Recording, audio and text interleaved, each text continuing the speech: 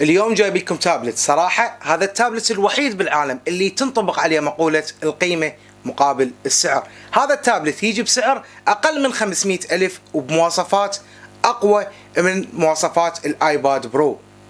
هذا التابلت هو شاومي باد 7 اللي يجي بشاشة خرافية بحجم 11.2 انش بدقة 3.2 كي وبكثافة بكسلات 3200 في 2136 بكسل الكل انش، مع معدل تحديث خرافي 144 هرتز. يعني راح تحس بسلاسة مو طبيعية سواء بالتصفح او بلعب الالعاب او بمشاهدة الافلام. الشاشة تدعم ال HDR 10 ونظام الدبل فيجن وتنطينا تشبع بالالوان رهيب ودرجة سطوع توصل 800 شمعة، يعني تقدر تستخدم التابلت بأشعة الشمس بشكل طبيعي. باختصار الشاشة خرافية كلش وماكو أي شاشة بهذا السعر تنافس هذا التابلت.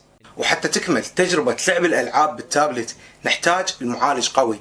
التابلت اجى بمعالج سناب دراجون 7 بلس من الجيل الثالث مع 12 جيجا رام وسعة تخزين 256 جيجا، يعني تجربة الاستخدام هنا خيالية من سرعة السلاسة الدقة الشاشة. ينطينا بأقوى الألعاب معدل فريمات من 90 إلى 120 فريم.